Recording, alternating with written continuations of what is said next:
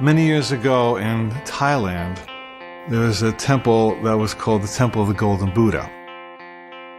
And there was a huge statue of a golden Buddha.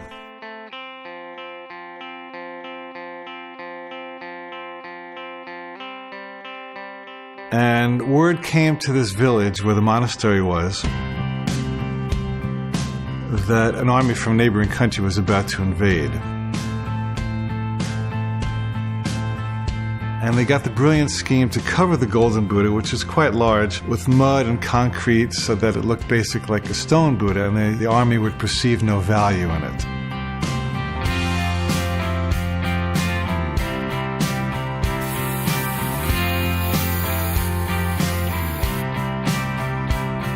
And sure enough, this army rolled in with its caissons and weapons. And as they passed by the monastery, they saw nothing but a big stone Buddha, and they had no reason to plunder it.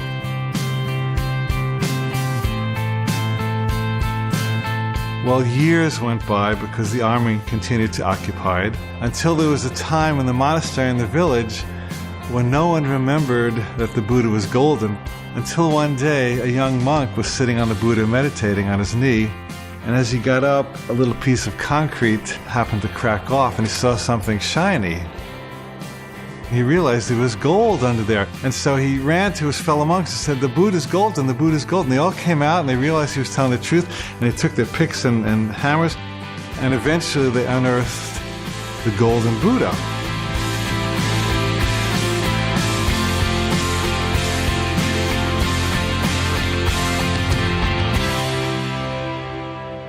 Now, what's the metaphor here?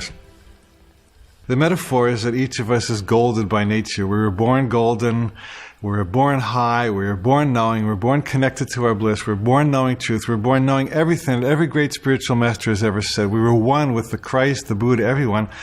But then we went to school and they said you have to dress like this, and this is what boys do, and this is what girls do, this is what black people do, this is what white people do, on and on and on. And so we developed a casing of stone over the Buddha, to a point where at a young age, maybe 4, 5, 6, or 7, we believed that we were the stone Buddha, not the golden one. And then something comes along that cracks our casing. Maybe it's an injury, a divorce, a financial setback, a governmental change, something that really scares us and bugs us and knocks off a piece of our armor. And only in that moment of the armor being knocked off do you get to look inside and see the gold. And let me tell you, friend, that the moment you see that gold, the armor and the concrete will never satisfy you again. At that point, you truly enter the true hero's adventure. And all you want to do for the rest of your life is pick away the stone, because the gold is so much more fun.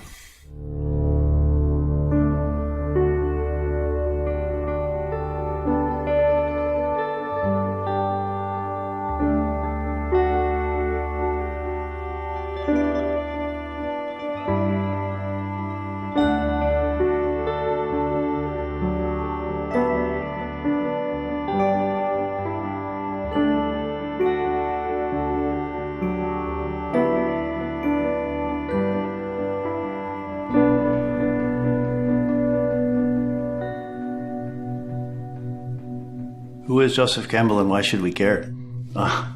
Topic that comes up a lot. Joseph Campbell was one of the leading mythology experts of all time. Joseph Campbell is a philosopher, a man who had this ability to see the truth in a world where we've lost sight of that in many ways.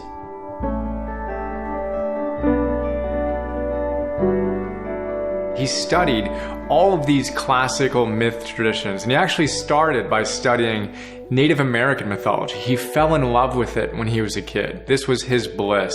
And he wound up studying the Aboriginal cultures. He studied Greek mythology. He studied Arthurian legend. He dissected and really diagrammed all of our stories.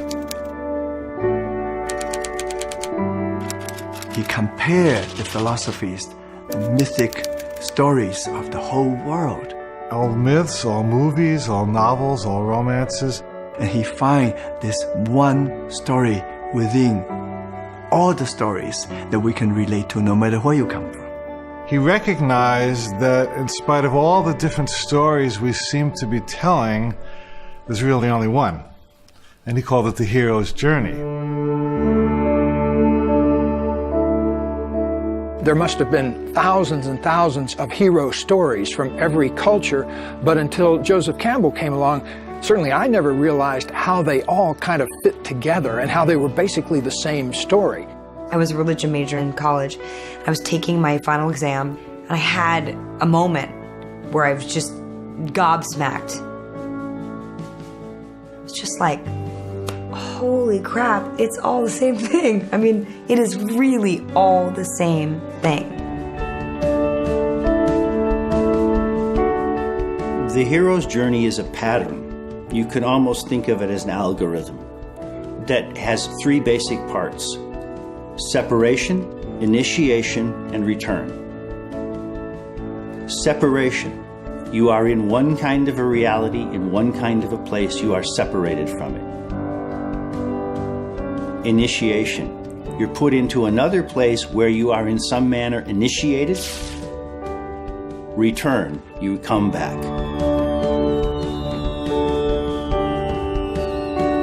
A simple version of the hero's journey is, someone starting out in their normal protected world and then getting a call to adventure. The call to adventure.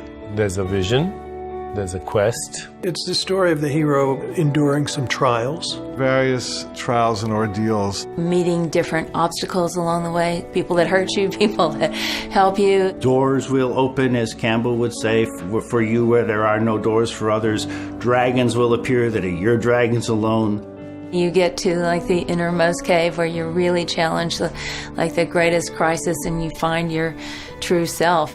The achievement, the glory. But then that's not the end of it. That is to bring that back to the community. There's a return to tell the story. That is a heroic journey. Separation, initiation, return. All of the adventures of the human story are in there. All the heroes, all the villains, all the gods and goddesses, and all of the knights, and all of the fantastic creatures we can conjure up in animation, they're all in there, because they're all in here. Because they're all in here. This is where they come from. If you look at some of the greatest pieces of literature, the greatest works of philosophy, they all have what Joseph Campbell called the hero's journey. And if you look with a piercing eye, you could recognize his outline in just about any movie or story you would read. Star Wars, The Matrix, Harry Potter. Wizard of Oz. That's a classic story of a hero's journey. You first see Dorothy in her natural environment, and just like out here in regular life, a person is operating in their natural environment every day and living in their house and that kind of thing. And then something happens to shake that world up. And you go on a journey in which you have to face certain tests and challenges.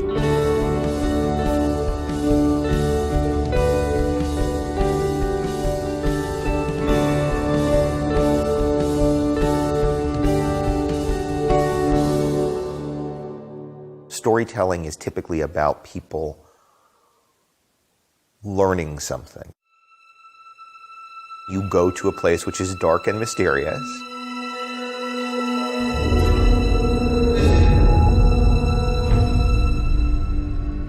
You are faced with yourself.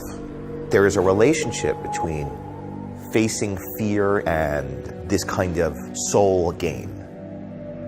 You acquire a quality, a hidden strength, a value. Moments where somebody is tested, somebody moves to a place where it feels like a crisis point, and then they are restored, redeemed, made better through that trial. And we call them heroes.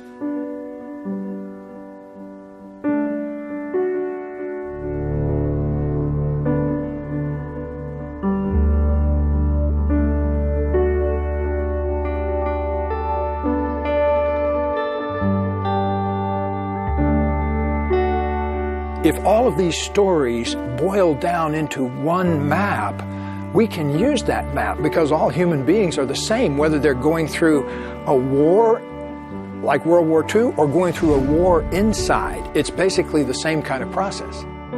In other words, we're not separate from the characters we see in our movies and in our novels. They are us. It's one journey.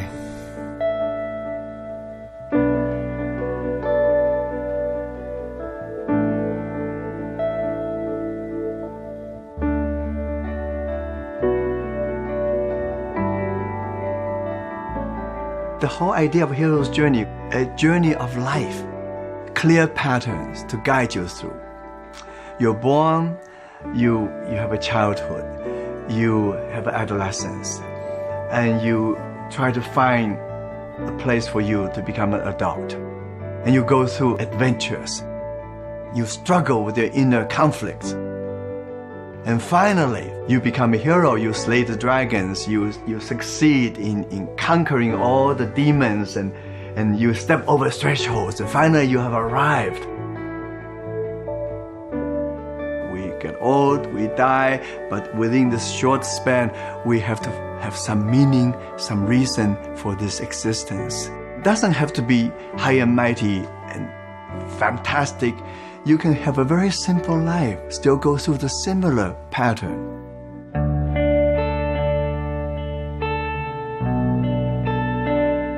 We go out and we watch a great hero's journey movie. It's that impulse within us, that seed of potential that wants to be actualized, that's being talked to during those movies and being whispered to, it's time for you to do that. That's the story here. That's what it's all about. There's wonderful narrative iconography for how to live life. The idea that try hard you get, the little engine that could, I think I can, I think I can, I think I can, I can. This idea that we really can do better, be better, that our greatest selves are still hidden, and that the future is the prospect of coming to terms with that self.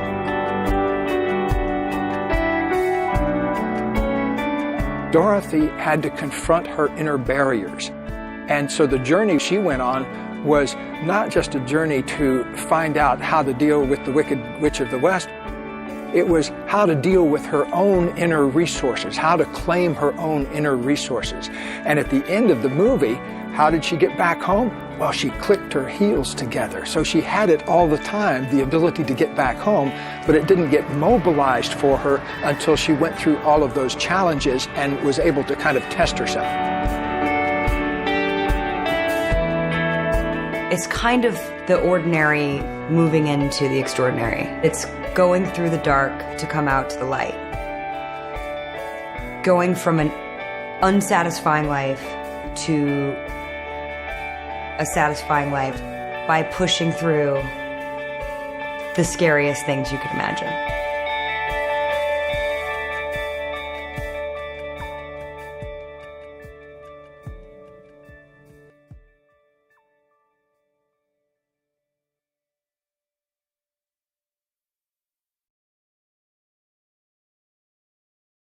The most important thing that the myths teach us is to go beyond what we perceive as the limits of our possibility. So mythology needs to be seen for what it is, which is a metaphor for our human existence. It's not a history lesson. It's a metaphor for life and for universal experiences. A lot of people read the myths and they say, well, that refers to something historical, the creation of the world or something like that. But Joe didn't think that. He thought that it's really a narrative about the psyche, what Jung called the self. The problem is that many of us are metaphorically impaired. We don't realize that this thing that they're talking about is actually a metaphor for a transformation process. Just kind of like the Holy Grail, where it's not the thing, it's not the actual concrete grail, it's an intangible thing. But the Holy Grail is a metaphor for that intangible feeling. And so if you look at a book and it says, you will go to heaven, and you don't realize that they're talking about heaven on earth, heaven in our bodies, heaven right now in the now, you might fall into a trance of thinking that you're literally going to go someplace else if you follow the rules. Having been brought up in a mythical culture, I was very familiar with the different motifs and themes that were encapsulated in, say, a mythical being, whether it was the Lord Shiva or Ganesh or a goddess. Just thinking the name of that person, the whole story was evoked. Carl Jung called these archetypes. Archetypes are primordial, encapsulated stories or mythologies, and they are in this form of a seed in consciousness. When you plant that seed in consciousness, that archetypal seed, that mythical journey, then that seed starts to sprout. And as it sprouts, the patterning forces create the situations, circumstances, events, and relationships for the unfolding of the story. It's better to have a story to look through at life than an explanation. The reason for that is the story is richer. I say select 2 or 3 heroes and heroines, either in mythology or religion or history, and then ask these mythical beings to incarnate through you. And then don't be surprised when you see situations, circumstances, coincidences, synchronicities, relationships suddenly show up that actually are part of the story that you have been seeking to express.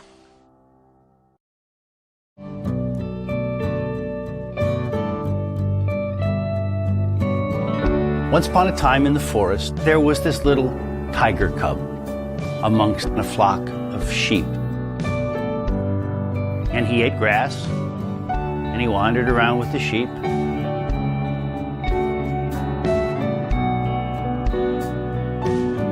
And when he tried to say anything, all that came out was a sort of little meow, not much of a roar.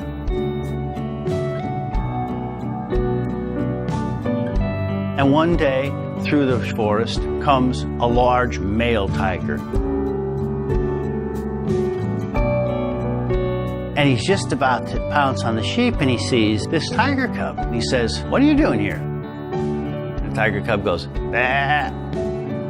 Picks the tiger cub up by the scruff of the neck, and he carries him over to a pond, and he puts his face over, and he says, "Look, see that face? You're not a sheep, you're a tiger." The male tiger says, "Okay, we need to do something."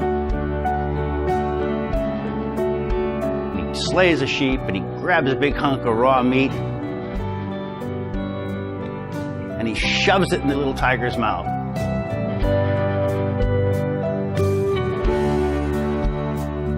And the little tiger gagged on it as all do on the truth. But it went down. And he got a little bit of energy, and pretty soon he had a bigger tiger roar. And eventually he had a full tiger roar, and he went off with the male tiger. I think the moral here is self-evident. If you're a tiger living among sheep, you're a pretty poor specimen of a tiger. And we are all tigers living among sheep. We are all individuals with a self that we don't even begin to understand. And unfortunately, if you can open the metaphor out, the food we get from the culture around us is maybe food for sheep. It's not food for tigers.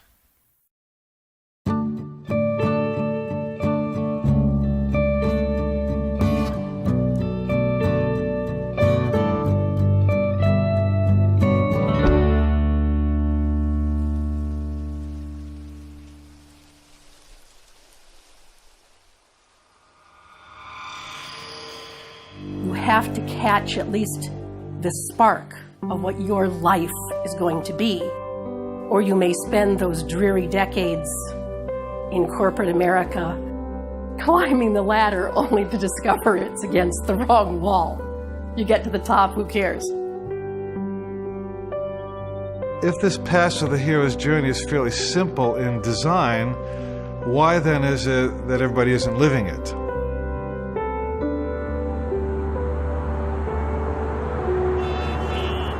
Well, the answer is that most people on the planet live under a kind of a mass hypnosis.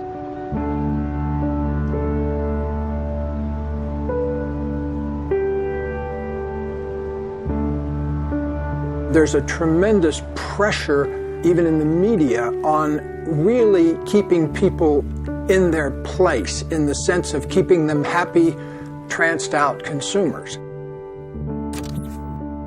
It's a trance of comfort. It's a trance of not sticking your head up above the crowd very much. That keeps the enterprise going. Most people think it's a luxury and a great privilege to stay home and look at their 800-inch television. If you just space out, you're not developing. We're stimulated by some images and some loud noise. It's about collecting things and stuff and making a lot of money and doing a lot of things, and it's impossible to enjoy that because you end up on that treadmill and you can't get off. And so most people, unfortunately, because they are so victimized by the environment, they have no time to think or be themselves. They become bundles of conditioned reflexes and nerves that are constantly being triggered by people and circumstance into very predictable outcomes and predictable patterns of behavior. There's no creativity.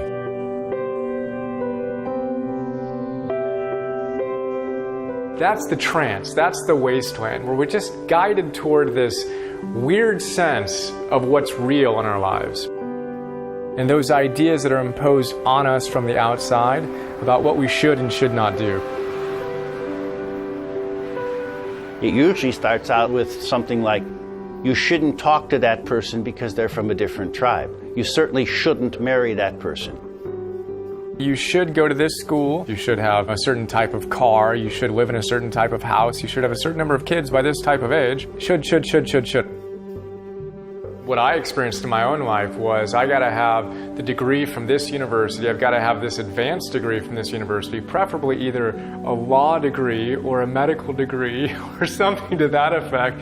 Some letters after my name which would say that I have a stamp of credibility. I can go out and make my 6 figures and society can kind of deem me worthy. I have countless examples of young people who go to college because they expected to go to college, and they study biology because since the time they were 6, they were supposed to be a doctor.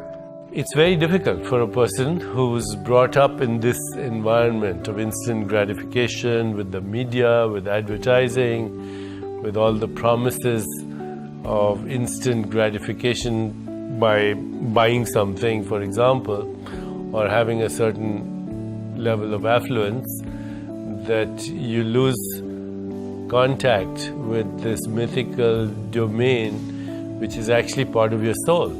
It's there in everyone. It's their passion, it's their bliss, it's their unique skills, it's their unique ways of expressing themselves, is their song, which if they sing, they could do anything.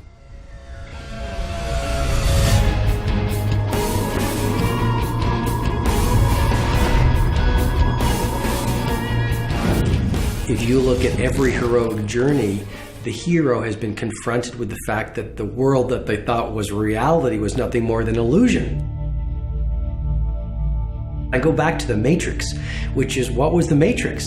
It was just this big illusion. It was the dominant values and beliefs that the world had put around this guy, Neo, the seeker on the hero's journey. And what did he do? He felt this longing to go beyond the illusion, to go beyond the Matrix.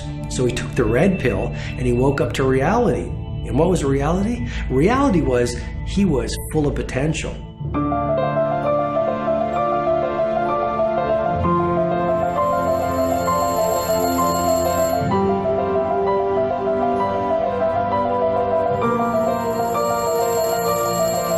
Separation begins with what we call the call to adventure. Campbell tells us there's literally almost a phone ringing It's like the universe, the divine, God, whatever you want to call it, literally dialing you up and ringing and giving you a call, asking you to step out and to live your journey. Something breaks into your quotidian reality and makes it impossible for you to continue. Well, you can hang up the phone. You can run away. But it'll keep coming back. It'll keep coming back until you finally answer the call.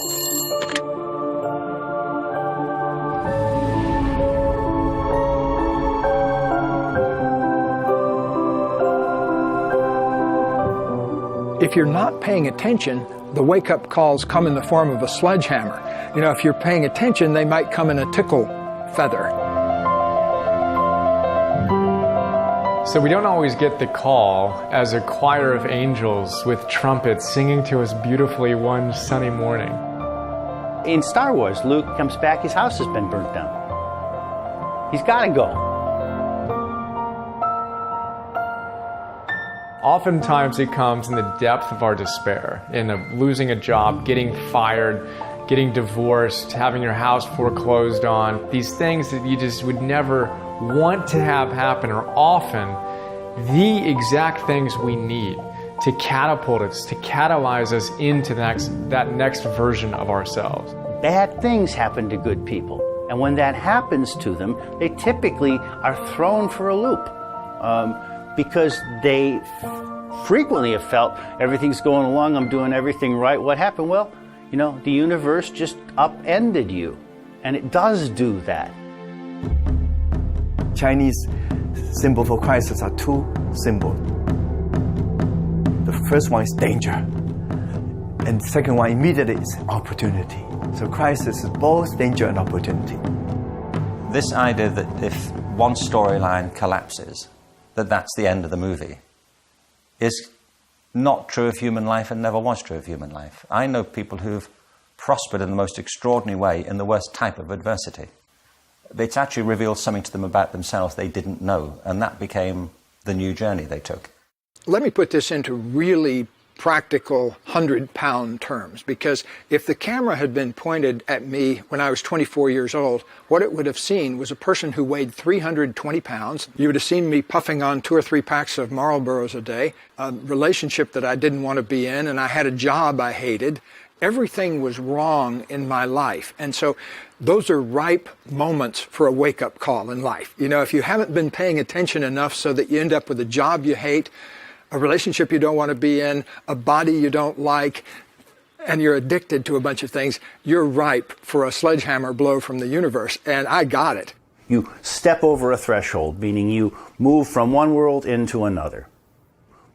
Sometimes you're shoved from one world into the other. I went out for a walk and I stepped on the ice on the road, and my feet shot out from under me, and I smacked my back of my head on the ground, frozen ground, and it knocked me out just enough. I wasn't completely unconscious, but I had a vision while I was semi-knocked out.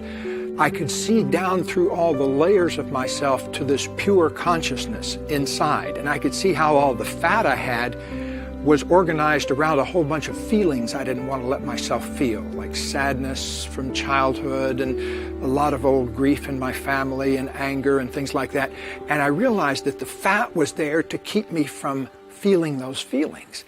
And so as I began to come back to normal consciousness, I made a vow that I was going to change my life so that I could live in that state of pure consciousness instead of having to have all of that armor around me. Once you make the decisions that Joseph Campbell is talking about really hearing the call and being willing to take on the challenges of that new awakened life, once you do that, you begin to feel a power that it's like nothing else I've ever experienced. And I think a lot of us are just plain old afraid of that.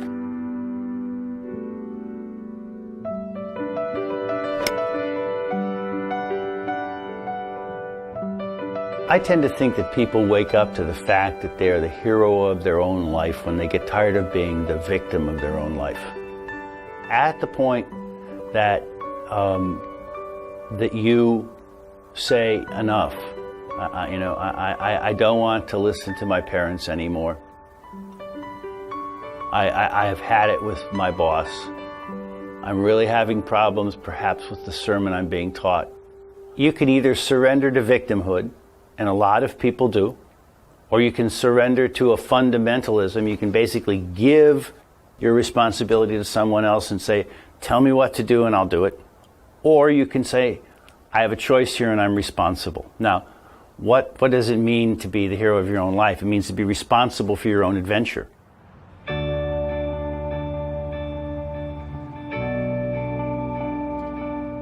Campbell talks about metaphorical death, where something dies so that something can live. And in every hero's journey, there's some death moment where some old has to go and some new has to stay. He quotes Nietzsche, and he says that the snake that cannot shed its skin must perish.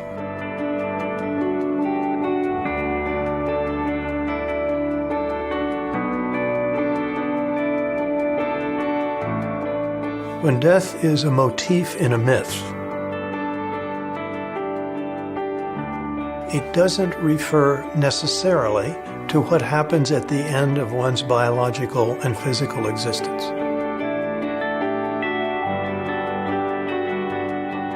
It's an indication that change is taking place.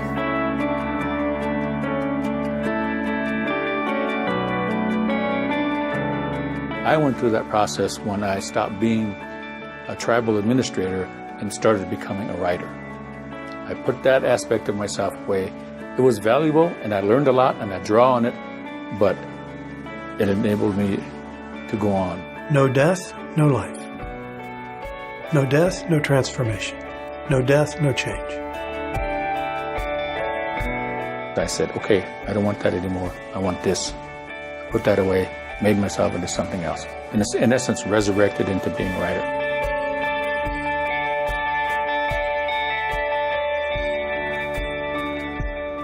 The whole key to blessing death is to recognizing that it's just a death of one old form that has played itself out and has no use anymore, which always, as the phoenix rises, and gives way to some new form that has new intrinsic meaning and makes your life even bigger and better.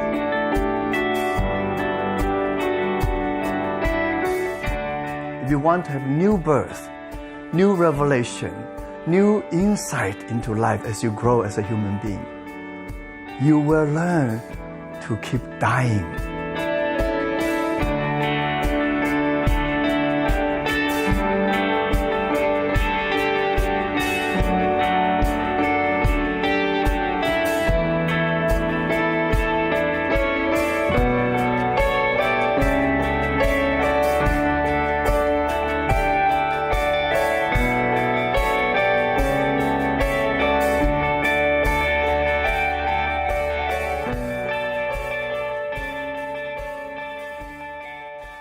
I think it's tricky to afford a proof. I think there are proofs in our lives. I think the proofs exist in our ability to transcend the worst things that have happened to us. My proof is I was abused as a little boy, and not something I chat about typically, but in this context, it was the worst thing ever, you know, and it went on for a very long time, and I was very young. And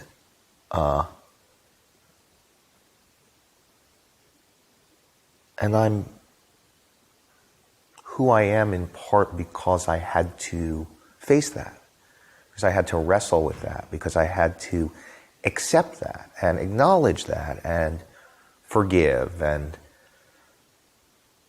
all the terribly difficult things that come with that. I had to tell my parents. I had to, you know, it's this, you know, and by the way, it's one of these things that you work with for the rest of your life. But from that most difficult thing also came a kind of understanding. I get high marks on compassion. I wouldn't wish it on anybody, but it is part of what made me me. So the truth is, it's not what happens to us, it's what we do with it.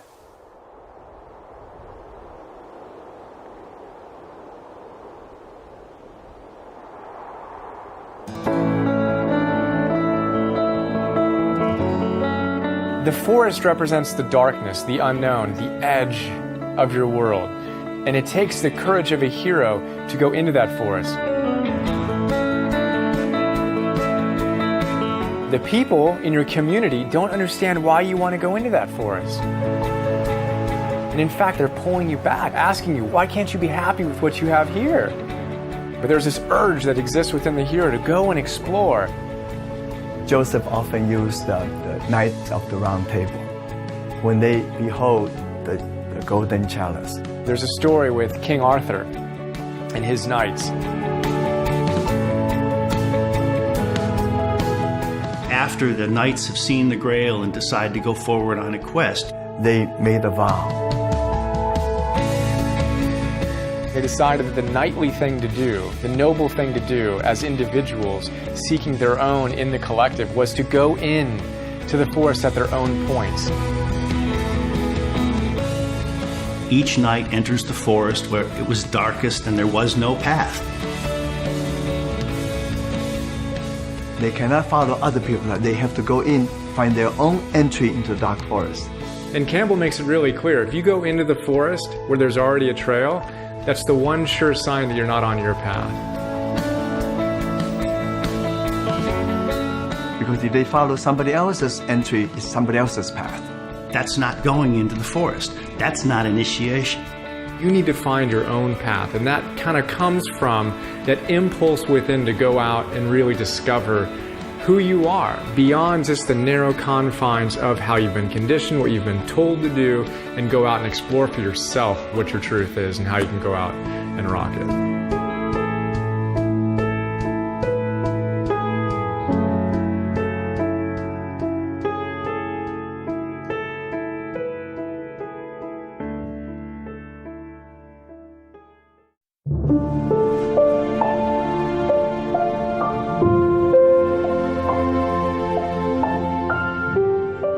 The hero's journey for me is having the courage to look within yourself and say, what am I here to do?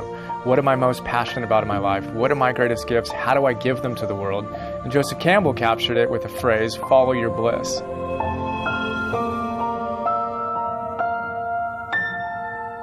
Follow your bliss. I don't think more profound teachings have ever been given than this one. Follow your bliss means listening to your heart and following your truth. There's something specific about the word bliss. It's not ecstasy. It's not happiness.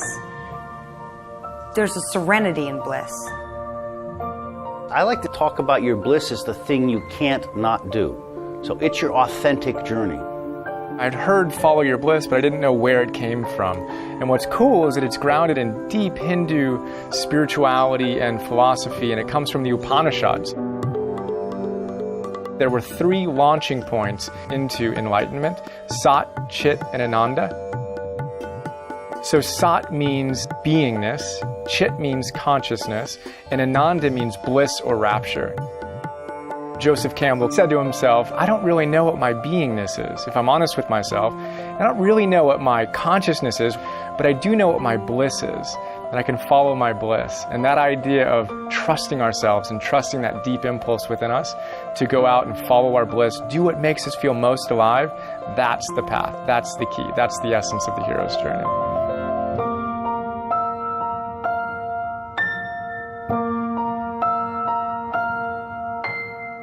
Follow your bliss does not mean get addicted to pleasure. It's more than just something that you wish for. It doesn't mean escapism. It doesn't mean hedonism. It doesn't mean selfishness.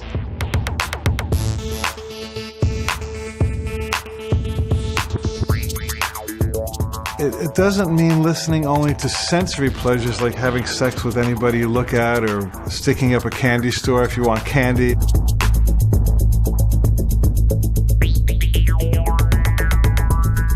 Don't follow what other people think is your bliss.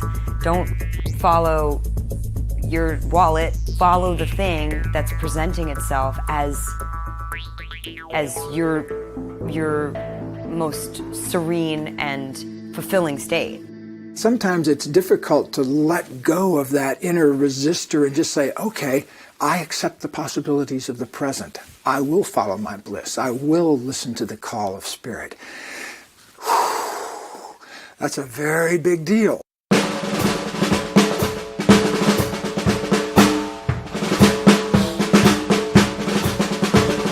Daddy said, what do you want to do? I said, I need to leave school.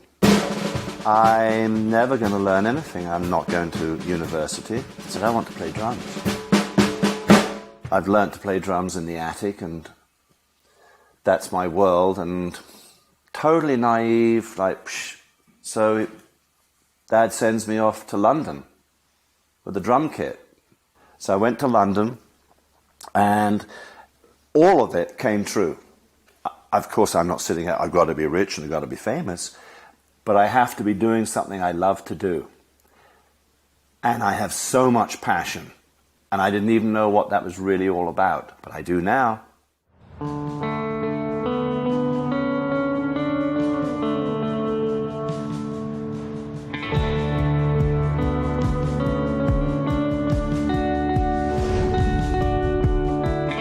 How do we find our bliss? This is what everybody is asking.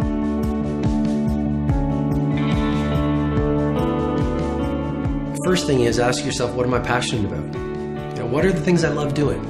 What are the activities when I engage them it feels like hours go by in minutes? That's one big clue about what your bliss is.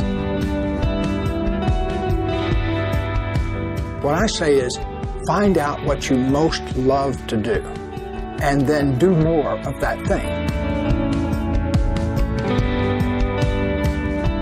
Ask yourself right now, what was it that made me different as a child? What set me apart? What caused me to cry at night in my pillow because I didn't fit in with the in crowd? That is probably precisely where the door to your bliss is going to open. Go back and find it.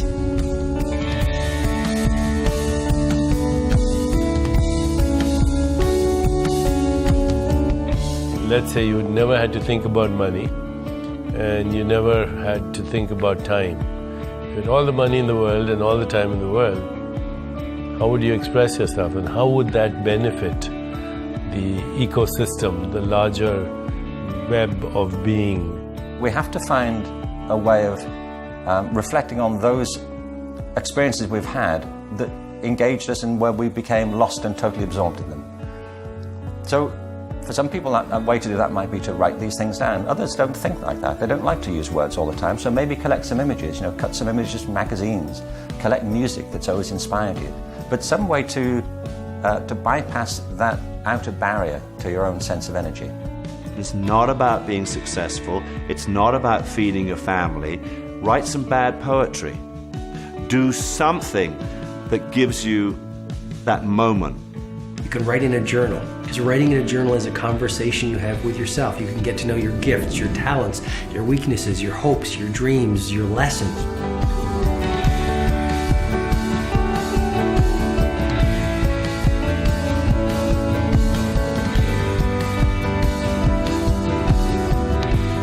Joseph Campbell always gave the same advice to his students graduating Sarah Lawrence. Don't do what Daddy says, because Daddy has one interest in mind for you, and that's your security. And if you bargain away your life for security now, you will never find your bliss. I started skating because my older brother was into it, and I enjoyed it, but I didn't take it that seriously until the first time I went to the skate park and I saw these guys literally flying out of empty swimming pools.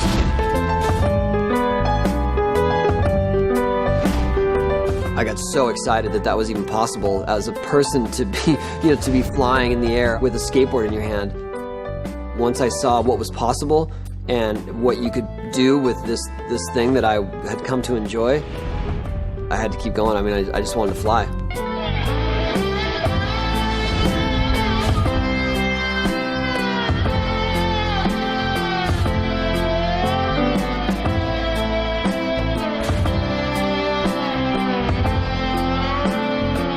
I think it's really important to do things that make you happy, and I know that sounds very obvious, and some of the viewers might say, well, now let's hold hands and sing Kumbaya. But when you look at every great inventor, every great business person, every great scientist, you look at these people who have gotten to the so-called mountaintop, and almost every single one of them to a person didn't do it for the money.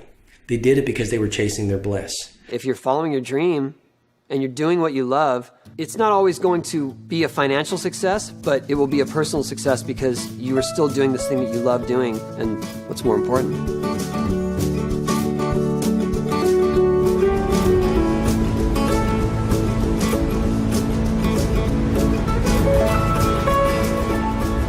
I would describe my discovery of surfing exposure. I was just watching surfers and watching what they were doing and what surfing was all about and the routes that they were taking and the ways they were doing it. I think I knew subconsciously before I knew consciously. I think I knew that I was going to do something in surfing. I knew that surfing was going to be a big part of my life, so I wanted to absorb all the information I could.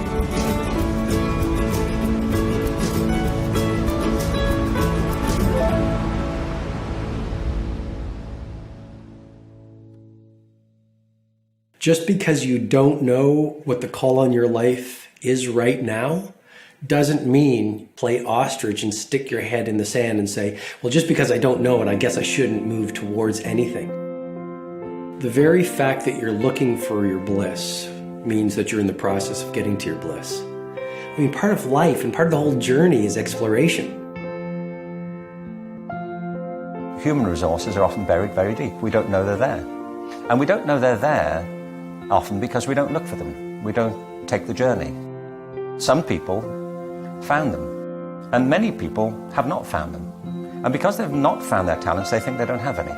I believe passionately that we all have deep talents. Go looking. Try things you've never done before. If there are things you wish you'd done, but you never did, well, why didn't you? Go and do it. Try. If you always go the same route to work, take some different route. If there are people you never speak to, go and speak to them. At least put yourself out there. But don't anticipate what you'll find. Put yourself in uncomfortable situations at least every 7 days.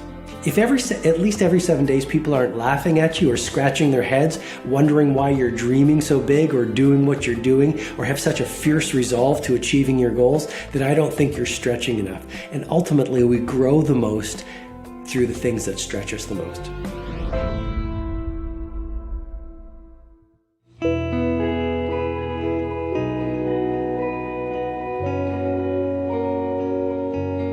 My personal journey, I was bright enough, I got into the best university, but a part of me need the journey. I was interested in the West.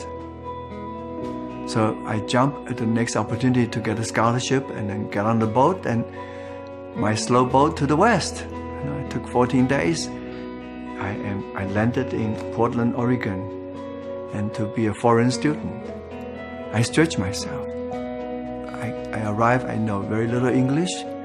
I go to a class called English for Foreign Students. I learn English, and I embrace the Western culture. I stretch myself. So suddenly I see a part of me which I never knew was there.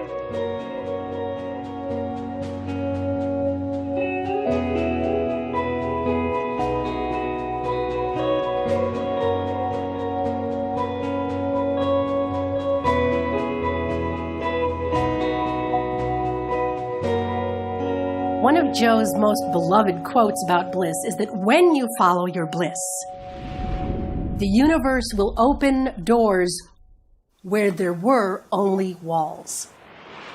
It's a wonderful image. And in fact, a lot of people's experience is so like this. You feel like you're beating your head against a brick wall. And then suddenly you shift just a tad, and lo and behold, there's a passage that opens up.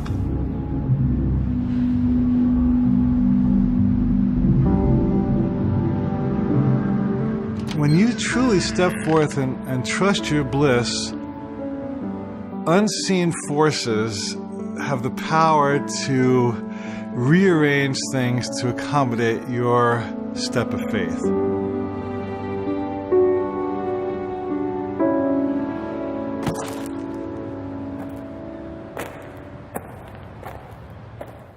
I took that Robert McKee course, and I thought, well, that's not that hard. And I wrote a screenplay, and I sent it to a friend of mine who was somebody's assistant who left it on his desk, and some other agent wandered by and picked it up and read it and said, oh, this is good. And so then my friend went, oh, shit, and he ran to his boss, and he said, you should read this because that guy over there who's a junior agent liked it, and his boss was a senior agent, and then I got a phone call. And it was fantastic. It was the greatest thing ever. And so it seems like I sold the first screenplay I ever wrote. But the truth is, I kept writing till I got lucky. If I stopped writing, I would never have gotten lucky. There was no luck coming to my house going, hey, here's a book deal. Hey, we want to buy that screenplay that you haven't written. You know, you just keep doing it, and eventually you're likely to get lucky. Why do most people not follow their bliss? One word, fear, right? We're literally overwhelmed by fear, and primarily we're overwhelmed by the fear of what other people will think of us. Campbell says that what will they think of me must be put aside for bliss. One of the biggest inhibitors to following our bliss is what will they think of me? Am I going to look like an idiot if I follow my bliss and I fail? Am I going to look like a fool? All these different questions come into our mind. Your friends and family, who can be very well-meaning, but really will collude with you to create a story that it's hard for you to get out of. For example, don't do music, you won't be a musician. There's no point trying to be a dancer because you'll never make a living doing that. I think that's the first step to the journey. They're the demons we often have to face down. We are each our own greatest inhibitors. And so people could say, oh yeah, this guy's holding me back, or this situation, but really you're holding yourself back. You're deciding, hey, I don't want to look bad in front of those guys, or I don't want those guys to say some bad things about me, so I'm not going to do that. Who made that decision? You. I'm not going to do that. It means you've decided.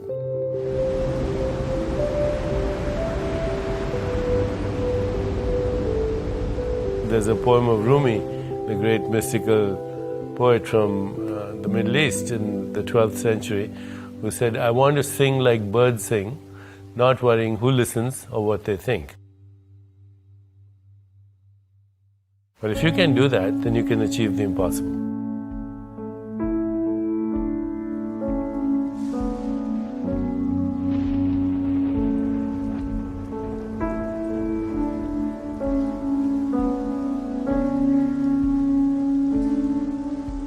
For me, one of the most formative times, the first probably most formative time, was when I dropped out of law school. All of my friends at the time told me at least stay through the first year, and I couldn't make it through the first semester. I was literally nauseous at the idea of completing this.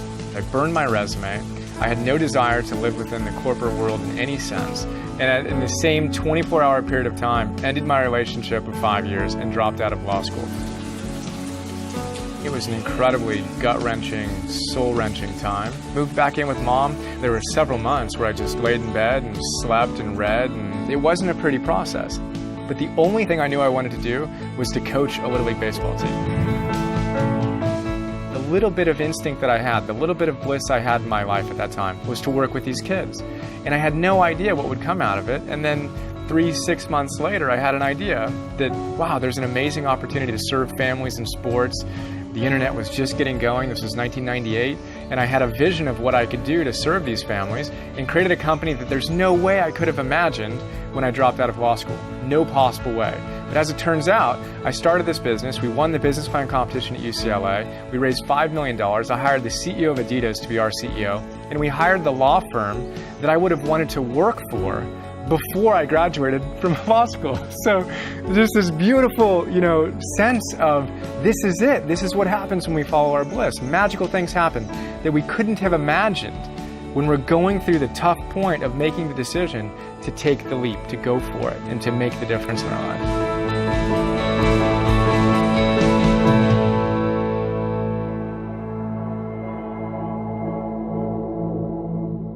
There are two roads in life, the red road and the black road. The red road is the tough road because it's narrow, it's winding, it's full of storms, it's full of obstacles. The black road is easy. It's straight and it's wide, doesn't offer any challenges. The storyteller never says, you have to travel this road or you have to travel this road. They end up telling you the story of the red and black road by saying this: the choice is yours. Always the choice is yours.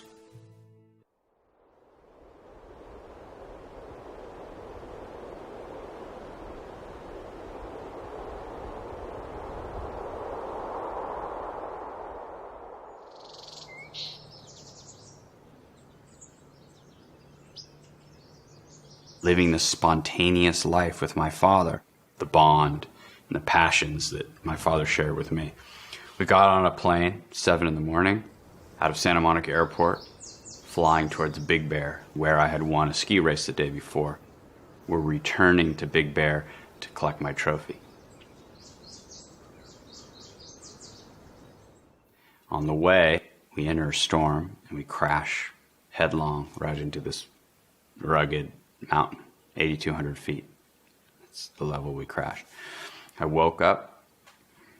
Our bodies were sprawled in this 45-degree icy chute. It was a blizzard. It was hard to find everybody. It took me about half hour, 45 minutes to piece everybody where they were. My dad's girlfriend, Sandra, was still alive. My dad was hunched over, and it was unclear whether he was dead or just so knocked out that he, sort of like comatose or something. I just told myself that he was knocked out. At a certain point, I had to admit that he wasn't going to be able to help me anymore, that I was on my own. Sandra and I took shelter under a wing. Many things happened. Eventually, we started down this initial icy chute. She slipped and was killed. An hour later, I came across her body. I covered her with twigs and leaves and stuff, even though I knew she was dead pretty much. But her eyes were open, so it was confusing for me at that age. I was 11. And then I continued down, and varied terrain and all kinds of things happened. I got stuck in snow. I had to get through little creek gulches and broken rock and ice. And I just wanted it to go away. More than anything in the world, I wanted that pain to go away. Now, had I not gone in there and seen that thing I feared the most, I would not have learned to sort of find the gem and the treasure of pain, those answers that were there for me.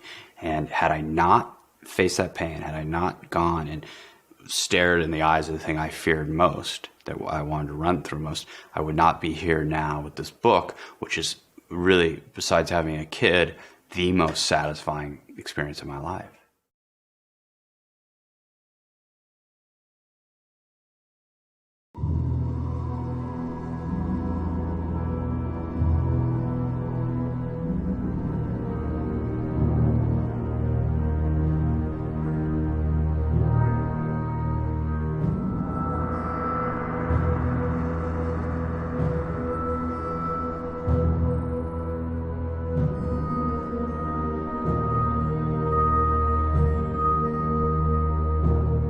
Campbell talks about the fact that when we go on the hero's journey, there's a dragon we must slay. Now, a dragon is the most challenging, fierce creature that can ever be created in mythology.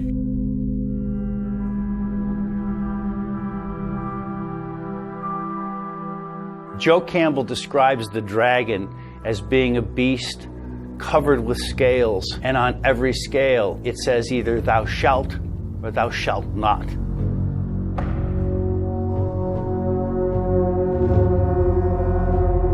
So this beast is a construction of all of the rules, regulations, social obligations, cultural accretions that have made you feel that you either have to or can't do certain things.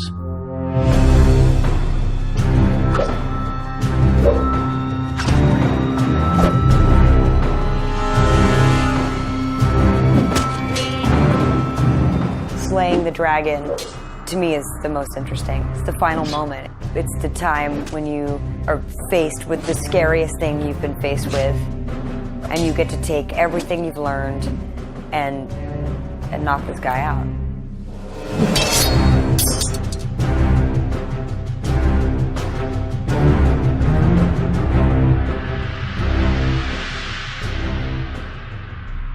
If you were to ask me, what's the one thing that keeps people from their mountaintops?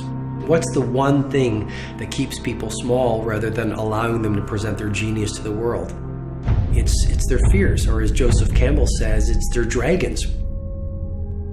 Fear is anything that gets in you. It's a beast, it's a monster. Fear is, what we face every day. We fear that we're going to be rejected, that we're going to be, no one's going to return our phone call, that no one's going to like what we made or what we did or what we said. Fear that is unfaced has a tendency to creep. It moves through your experiences. It starts to toxify your perceptions. You become scared. Love is what we're born with, and fear is what we learn. And I think there's a great truth in that. I remember when I decided I wanted to do a full loop ramp, and I had this idea. I knew it was physically possible. I mean, you do it with Hot Wheels, you can do it with a skateboard, right? And so I presented the idea to my sponsor at the time, and I said, hey, I think I could do this. And they said, that sounds awesome, let's build a ramp. And I designed the ramp. And all this was on paper, and it was my idea, and I'll never forget driving up and seeing it, and this wave of fear just crashed over me, like, oh my, are you serious? Like, I made a loop, I'm really gonna, and I'm the only one that's even volunteering to do it, and at that point I felt like there was so much at stake to not do it, because at the time no one was building extravagant ramps. No one really had money to do that kind of thing. And there it was, and I was like, and I just had to sort of internalize and say, okay, you keep telling yourself this is possible, this is the time, we got to make this happen. And little by little I figured it out, but I took some heavy hits that day.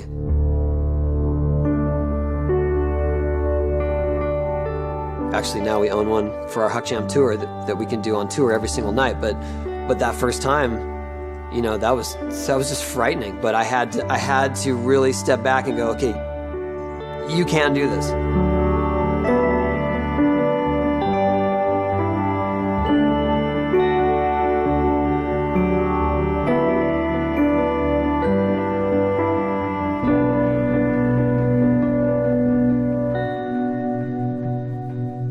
Fear is a very interesting thing. First of all, we need to realize that fear is an inherent part of the human experience. But it's not about getting rid of fear. Where's it going to go? There's nowhere for it to go. The issue is to have courage, to move forward in spite of the fear you feel. The courage is not a lack of fear. The courage is dealing with your fear. Nobody would ever be described as courageous who didn't confront their own fear. That's not courage at all. It's just doing something that you find relatively unchallenging. Courage is when you know what to do and you do it. And lack of courage is when you know what to do and you don't do it. Courage is the ability to get up after you've fallen and try again. Exploring the unknown and trying stuff that maybe people have thought was impossible. It's just like a muscle. If you want to get strong, or you want to run a triathlon or run a marathon or do whatever you want to do physically, you need to train. You need to get stronger. Courage is exactly the same thing. Think of it like Courage Gym. You've got to consistently go up to your fears and go one step past them, one step past them. And you'll find that your comfort zone expands each time you do that. Things that used to freak you out won't freak you out as much. And now you have the tools. You have the strength, literally, to lift more in your life as you face your fears more and more authentically. There is some power monsters get by being darkened in the closet. And there is some diminishment by facing them head on.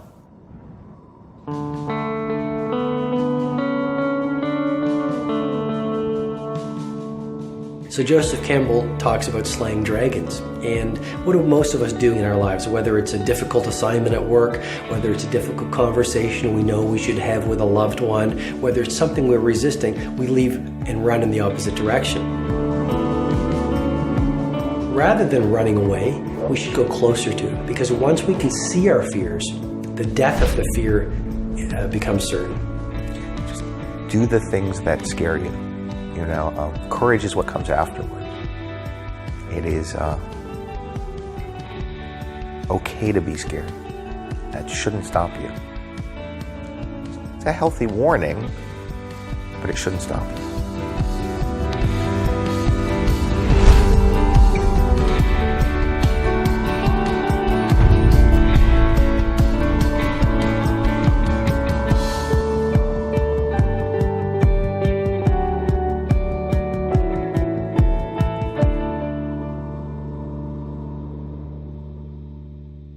Ogre, dragon that hoards.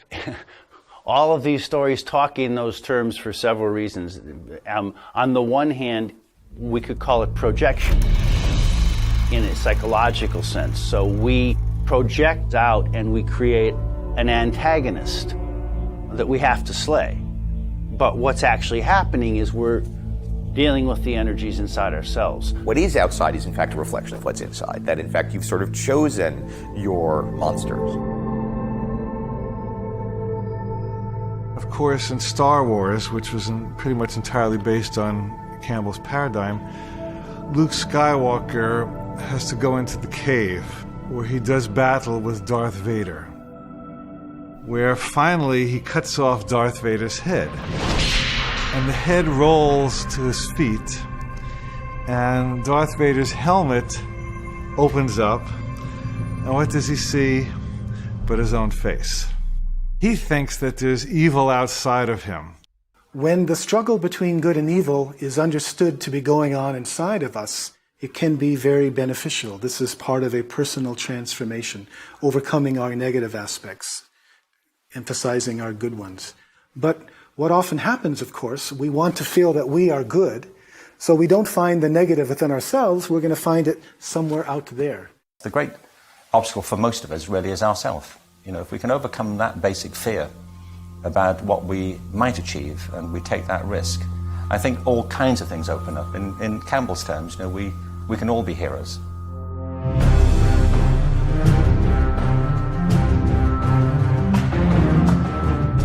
The hero encounters these obstacles and flails at them.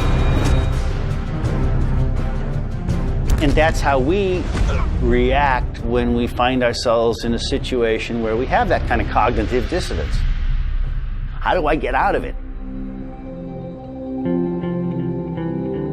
Well, first thing is you have to surrender. You have to stop fighting it.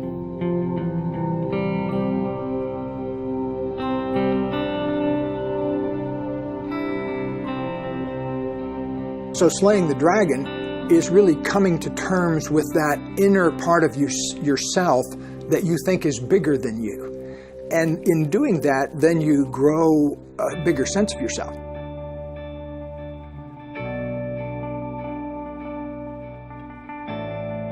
However, I think that it's loving your dragon that's the much more efficient thing to do, and it also feels a lot better.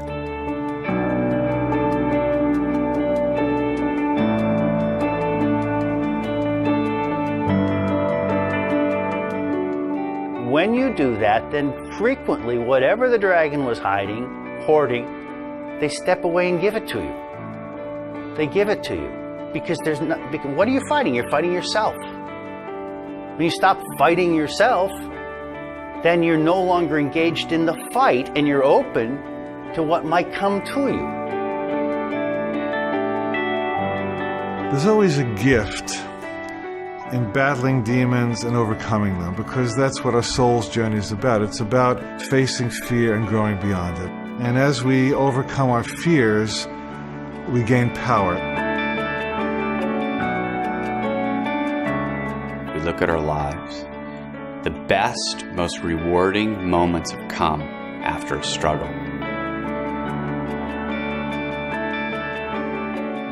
as such, what we do with our lives is what makes us heroes or not.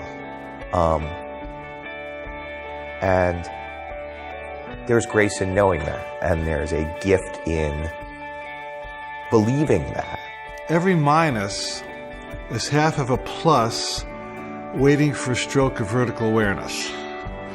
In other words, on one level, it's a negative. Yeah, you had your divorce. Yeah, you had that health challenge. Yeah, you got fired. Okay, we're not arguing that it was not troublesome.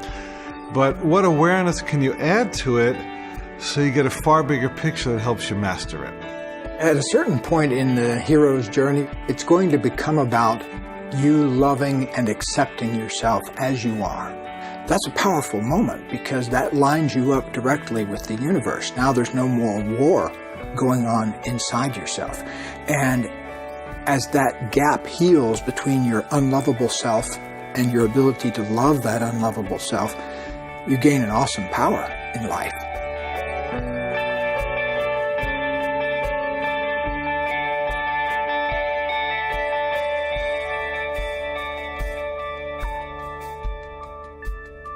The way we think of time is as linear. I'm born, I'm going to go through these things, and I'm going to die. The hero's journey tells us no. You're going to go here, you're going to have this adventure, and you're going to come back. And guess what? You're going to be right back where you were. Now you're going to go over here and have this adventure, and you come back. You're going to go here, you're going to have this adventure, and you're going to come back. And guess what? You're going to be right back where you were. Now you're going to go over here and have this adventure, and you come back. And guess what? You're right here. What did you bring back? What the hero brings back is a story. Gilgamesh, for example, the Gilgamesh epic. He went out and he looked for the plant of immortality. He went through all kinds of trials with the feminine, with the monster, and so on. But he finally swam to the bottom of the sea and got the plant of immortality. He came up on the shore and put it down. While he was bathing, the serpent came and got the plant of immortality. But he went home to Uruk anyway, and he had this story to tell. For Gilgamesh, there was no concrete, objective thing, widget to give to the community. No gold, no treasure, and so on. The story of getting the treasure is the treasure. And so, the giving of the story is the invitation for other people to make the same journey. That's why it's a circle. It never ends. I love that idea that there's a circle and the circle needs to be closed. And the way to close the circle is to come back, return with something different than you started with, and to share that. And that to me is like a perfect hero's journey. That's the ultimate end to the hero's journey. It's not slaying the dragon. It's not beating the bad guy. It's giving back the essence of that journey. What's life about? How can I make a difference, and who can I make a difference to and for? And then it gets real easy. Hey, can I get a shirt? Oh yeah, here's a shirt. Hey, can I get a board? Yeah, here's a board. Oh, my friend's got an autistic son. He's trying to make a movie and he doesn't have the money. What can we do to finish the movie? Oh, all of a sudden we're doing things that we are going to do anyway, but then all of a sudden we can make money for him and make him finish the movie. And then all of a sudden it's like, well, let's do that again. That was great.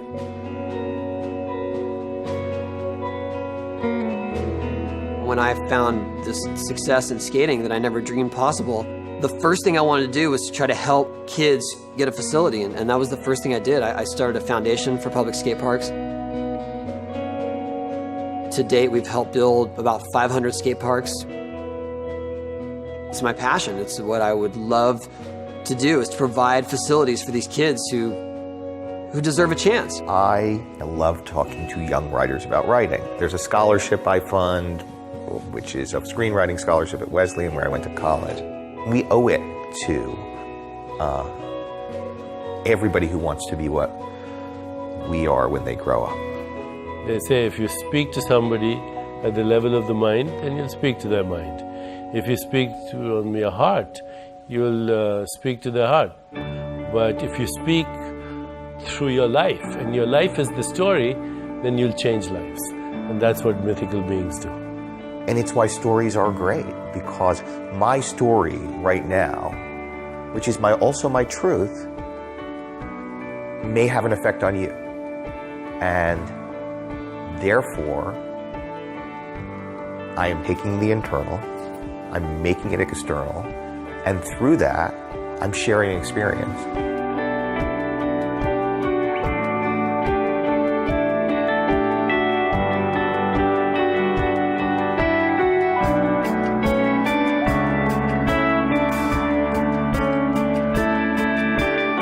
No matter how long you get to live, life is ultimately very short. And before all of us know it, we're going to be dust. And the street sweeper gets buried next to the CEO. And all that really matters at the end of the day is how big we showed up and how courageous we were.